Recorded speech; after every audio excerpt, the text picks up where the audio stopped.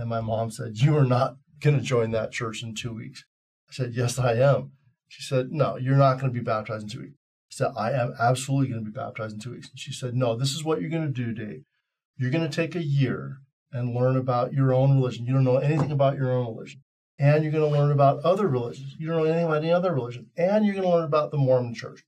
And if at the end of a year, you still want to be baptized, then you can be baptized. And I said, no, that's not what's going to happen. Here's what's going to happen. I'm going to be baptized in 2 weeks. I'm going to go to BYU in the fall, and I'm going to serve a full-time mission a year from now.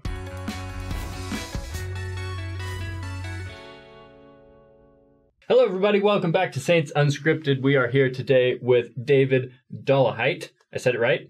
Right? You did. Dave Dollahite, because I'm David. Yeah. So you'll be Dave. Great. Dave is a professor at BYU, and you are in the school of, I'm going to get it wrong, Family Life, and just School of Family Life. That is. Okay, cool. And we're going to talk about a little bit of your life journey leading you into the church today. Talk about his family life. Yeah, talk about your family life. Sounds great. Now, this is going to be a short episode, guys, but if you want to hear like the in-depth story, Dave's in-depth story, you've got a whole book about your story, don't you? I do. What's it called? It's called God's Tender Mercies. Okay, check it out if you really want to dive deep into this stuff. We'll link it. Where do we start, though, with your story?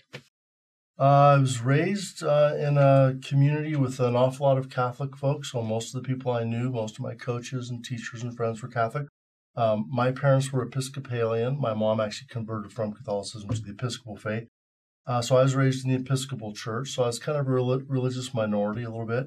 And during the years from 9 to 12, I served as an altar boy, or an acolyte, as they call it in the Episcopal church. So I wore the robes and carried the cross and lit the candles and helped the priest with whatever things he needed help with. So, and then I stopped going to church when I was about 12 and didn't set foot into church except for church gyms because I played Catholic Youth Organization basketball. So I'd go to different Catholic churches and play basketball. But when I was almost 19, a coworker of my mom's gave her a Book of Mormon and told her quite a bit about the church.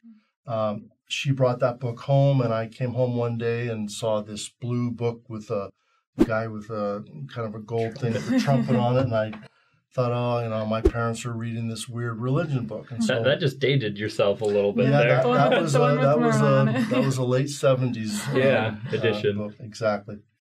And I teased them and said, "Oh, you're going to go join this weird church?" And I said, "No, we're just curious. I was just being polite to my coworker." So, and a couple of months later, I was sitting around watching TV. I was a freshman in college, and I had this strange thought that I should read a book. I'm in college now, and college people are supposed to become educated, and that might even mean reading a book that you haven't been assigned in school. Not that I ever actually read the books I was assigned in school. I really didn't, But so I had that thought and went to this large bookshelf that my mom had and looked at a number of books, and my eye caught this little blue paperback book in the upper left-hand corner, and I had a very strong feeling that I ought to read that book. So I pulled it off the shelf and opened it up and began to read, and literally from the first verse that I read, I began feeling this kind of strange, tingly feeling that I'd never felt before. And I kept reading, and I kept feeling that feeling, kind of tingles up and down my spine, kind of a feeling. And I thought there must be a draft in the room. So I went over and checked the windows and the door, and there's no open windows. And so this was in November in California. So it was probably super freezing. It might have been all the way down to like 60 degrees. Wow. So yeah, I kept reading, and I read about 20 pages. And then I had to get up and go to work. So I hopped in the car, drove to work. I worked at a movie theater. And I'm thinking a lot about this book and wondering if I should read this book and wondering if maybe there's a God. And I'm actually sitting at the candy counter, kind of like this. I'm sitting there while the movie's playing. And this guy comes walking out of the theater and walks right up to me. There were several other people in the lobby, but he walked directly to me. And he pulls a pack of cigarettes out of his pocket. And he says, "I used to smoke Camel cigarette But God told me that I should stop smoking Camel and start smoking cool cigarettes. And he went on and on for several minutes about the things that God had told him to do. And I thought, the guy's crazy. And I thought of one of my good friends who had been a dear friend. We traveled all through California, playing tennis tournaments. And then he found Jesus and called me and tried to convert me. And I told him I wasn't interested. And he was extremely strong in telling me I was a sinner. I was going to hell if I didn't accept Jesus.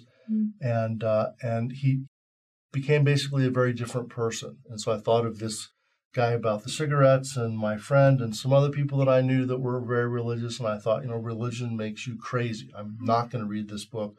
Religion makes you crazy. So you were kind of agnostic at this point? Yeah. Stopped going to church and we're just kind of... Yeah. Okay. Yeah, it's not that I didn't necessarily believe in God, but I certainly wasn't a believer. I certainly wasn't active. Okay. Yeah.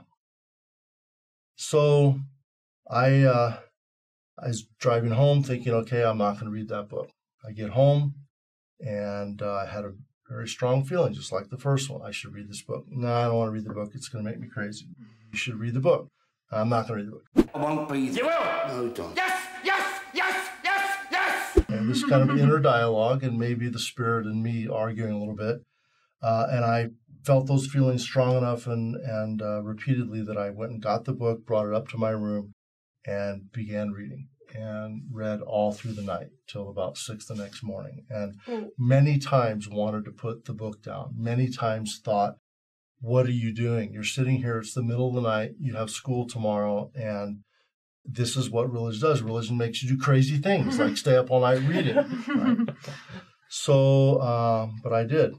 Next day, I read a little bit more, went to school, went to work, came home, read again, all through the night.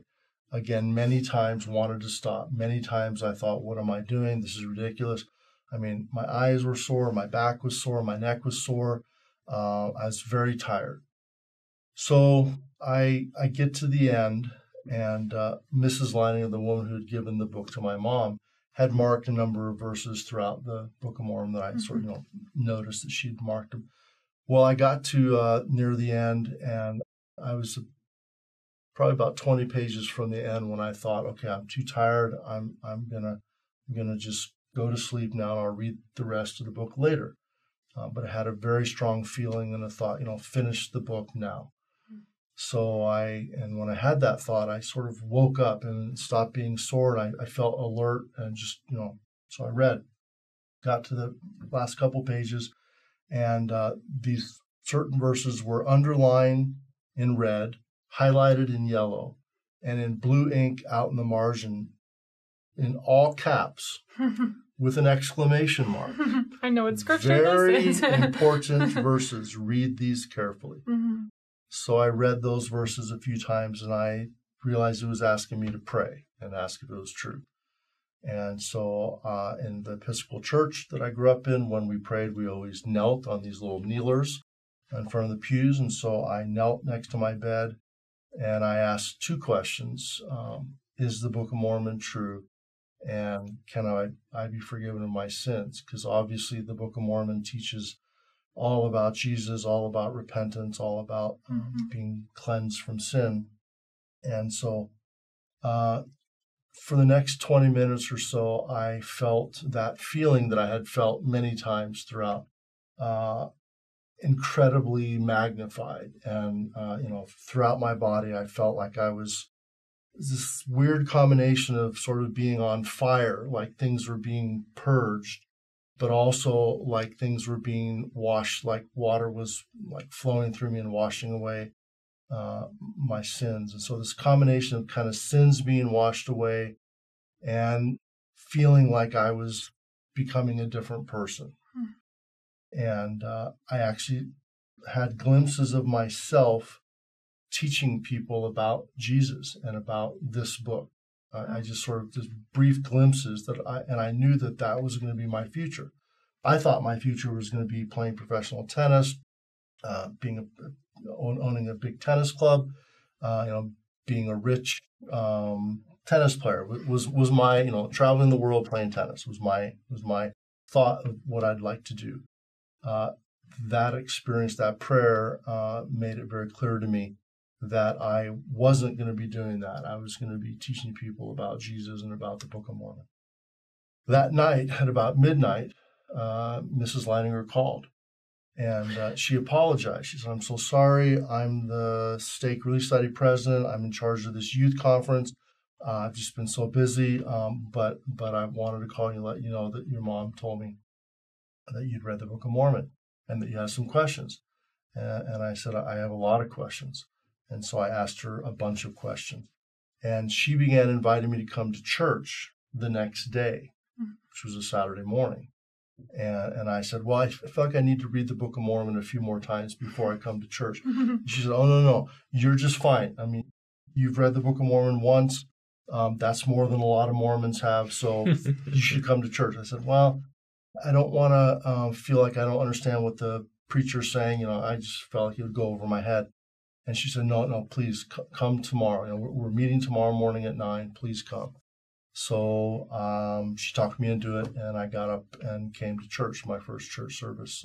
There was a speaker, Brent Jorgensen, who is sort of the special speaker from Salt Lake City that they brought in. And the whole time he was speaking, I was feeling those same feelings. I'm wondering, what are these feelings? I felt it reading the Book of Mormon. I'm feeling what are these feelings? After he spoke, there was what I later learned is called a testimony meeting. A bunch of kids stood, high school kids stood and bore their testimonies, and I felt the Spirit while they were speaking. At the end of the meeting, we all stood up, and Mrs. Leininger said, "So what did you think, Dave?" And I said, "It was incredible. How do I join your church?" And she said, "Really?" I said, "Yeah." Wow. She said, okay. And then she went, she just calls up them. Comes the elders, and obviously they had talked beforehand, so they came walking up, and we went and had a missionary discussion. And about 20 minutes into that discussion, I'm feeling the same feelings, and I'm thinking, what are these feelings? And one of the elders stopped mid-sentence, closed his flip chart. That was a group of pictures we used to have back in the old days. And looked at me and said, "Dave, what you're feeling right now is the Holy Ghost telling you that what we're teaching you is true. And that's what you felt when you read the Book of Mormon, and that's what you felt in church." I had not told these guys about that. I had not told anyone about these feelings. So I was blown away that this young guy that I had just met, he was not much older than me, read my mind. He knew that I was feeling something. "Art thou that great Spirit who knows all things?" I am not. "Then how knowest thou the thoughts of my heart?" And then he said, he said, "The Lord would like you to be baptized into his church. Would you commit to be baptized 2 weeks from today?" And I said, "I will. And then can I go and do what you're doing?" And they said, "Oh, well, no, you need to wait for a year before you could go be a missionary." And I said, I know I'm supposed to go teach people about Jesus and about the Book of Mormon, so I don't want to wait for a year. I want to go right away. And they said, "Well, that's," I mean, they were, of course, very excited. You have to wait for, why do I have to wait for a year? "Well, you have to learn more about the church, and you have to go to the temple." And I said, "Okay, so what do I do to learn about the church to prepare to be a missionary?" And they said, "Well, you should go to BYU." And I said, "What's BYU?" And they said, "Well, it's a Mormon university out in Utah." And I said, "Where's Utah?" And they said, "Oh, it's in the Rocky Mountains." And I said, "Where's the Rocky Mountains?" Exiled in California. Yeah, I was this dumb California kid. So, what do I care? I mean, there's California, and then blah, blah, blah, then New York City, where Saturday Night Live comes from. So all the blah, blah. Everything in the middle, whatever. Anyway, so I said, "Okay, I'll go to BYU." So what struck me so far about this story is that when you were reading the Book of Mormon, I feel like a lot of people, they're taught by the missionaries, and they get to this promise in Moroni saying, "Hey, go read this, study it, and pray about it, and you'll receive the witness of the Spirit." And I think a lot of people interpret that as almost like a self-fulfilling prophecy, like, "Oh, you feel this because you're trying to feel this," But what struck me about your story is you weren't trying to feel that at all. Trying to resist it. When you first started reading the Book of Mormon, you had no idea about, this invitation at the end of the book, but you started reading it and you were like, what am I feeling? What's going on here? Is there a draft in here? So I think that of course the Spirit works in different ways with different people, but I think that your story is kind of a testament to, that it isn't us just trying to feel things, trying to feel warm fuzzies. Maybe it is in some cases, yeah. but not in your case. It wasn't. I when I first met the missionaries, I thought they were very weird.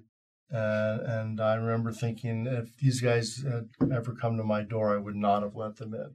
I came to my first stake conference, and I'd been a member several months. And after the conference, everyone stands up, and I was kind of looking around, and I see this guy that looks just like Warren Pino, my high school buddy, except he was in a suit and tie and had a short haircut and was in a Mormon church. So it couldn't be Warren, because Warren was a party boy and I was a party boy. So I knew it couldn't be Warren, but it looked a lot like him.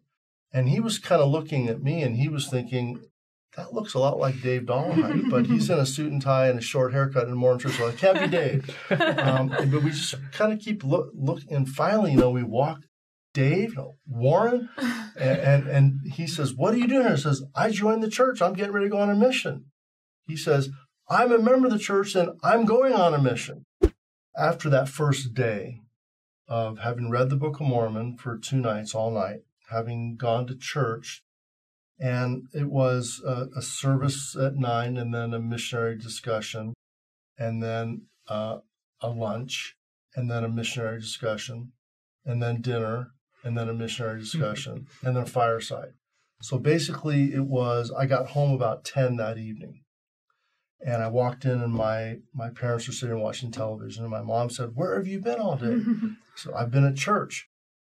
What do you mean you've been at church? You've been gone all day. I said, well, there was meeting and then missionary lessons and then a lunch and then anyway. And she said, well, what did you think? And I said, it was incredible. I'm going to be baptized in 2 weeks. And my mom said, you are not going to join that church in 2 weeks. I said, yes, I am. She said, no, you're not going to be baptized in 2 weeks. I said, I am absolutely going to be baptized in 2 weeks. And she said, no, this is what you're going to do, Dave. You're going to take a year and learn about your own religion. You don't know anything about your own religion. And you're going to learn about other religions. You don't know anything about any other religion. And you're going to learn about the Mormon church. And if at the end of a year you still want to be baptized, then you can be baptized.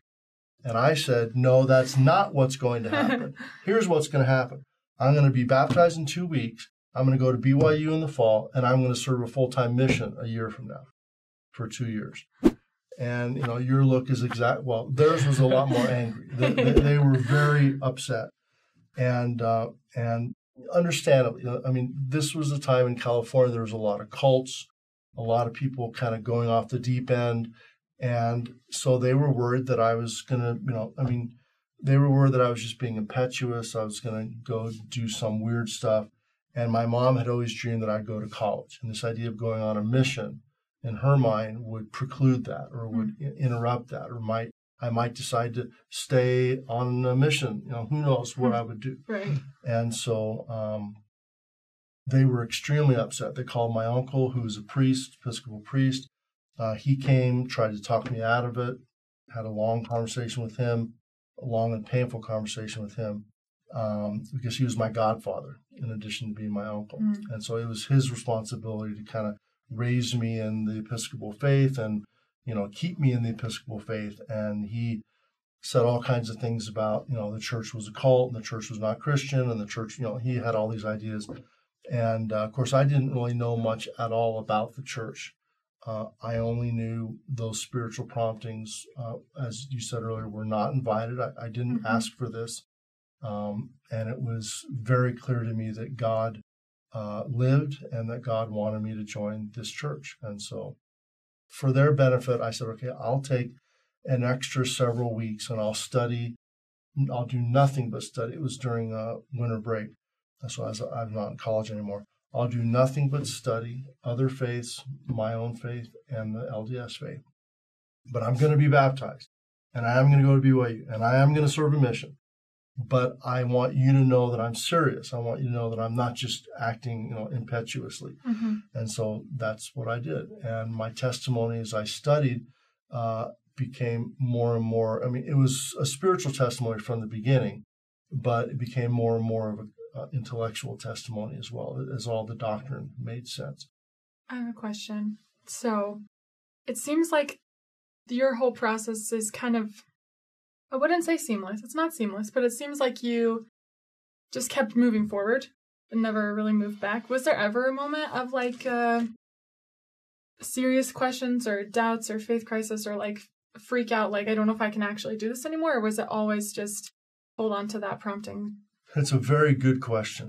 The early spiritual conversion experiences, particularly the prayer, have served as a bedrock for my faith and my testimony. And so, intellectual questions, historical questions, those kinds of things. Of course, anyone who reads, who thinks, wonders and explores and has to answer and has to resolve. And so, but I can't help but look back to those early experiences where I didn't ask for this. I wasn't searching. There was no reason for me to read the Book of Mormon and join the church. I had no social connections. There's no pressures being put on me to join. It was quite the opposite. So sure, those kinds of questions come for everyone. But in my experience, a transcendent spiritual experience provides that thing that you look to, and I'll just say I know that something way outside of me.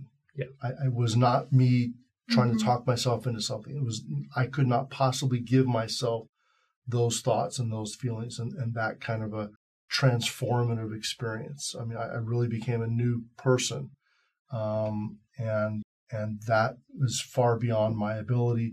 And I had enough experience with substances that were common and popular in the 70s to know what it was like to be under the influence of a substance. I knew what that was like. This is not meth. This was a billion times different than that. It was a to the core, complete spiritual transformation, and you can't make that up. And I think that highlights just how important it is to have that kind of spiritual testimony of the truthfulness of the gospel, because like I feel like when challenges and questions and doubts arise, sometimes they kind of refocus you on the basics, right? Like, okay, this is a tough challenge. Why am I really here? And you fall back down on that spiritual testimony. Like, despite the challenges and the questions, you have something to stand on still, that you feel very confident that you're not going to fall through. And I find that I relate to that a little bit. For me, it's the Book of Mormon, right? Like, I have these questions and these challenges I don't necessarily know how to answer, but I always fall back down on the Book of Mormon, and it's like that thing that like it's there, and I can't make it disappear. Yeah. And so I have something to stand on. Yeah. I always think of that scripture. What is it? 2 Nephi 11. I don't know. When Nephi is trying to see the vision himself, right? And he's like, I don't know the meaning of all things, but I know that God loves his children. That part, like that brings me back. That's like that for me. I mean, also in the Book of Mormon, but yeah, that's really important. For like everyone needs to have that spiritual foundation that they can hold on to, and so they can you have a ground really powerful themselves one. in. Yeah. Well, Dave, thank you for being here with us today and sharing just a 100th part of your story to kind of allude to the Book of Mormon there. And if people want to learn more about it and check out more of your story, again, your book is called God's Tender Mercies. And where can they find it? It's on Amazon. Okay, cool. And I see it over there on the shelf. You can't see it on the camera, but that's That's a long conversion story there, I think. It's more than just conversion. It's also about my first 5 years in the church, including a lot of mission experiences, and then meeting and marrying my wife. So just kind of the first several years in the church. Well, thank you for the little synopsis we got today. If people have questions for you, I guess can they drop them in the comments section on YouTube? Sure. Dave, thank you for being here. We Nice appreciate to you. meet you. It's been great. Yeah. See you guys next time.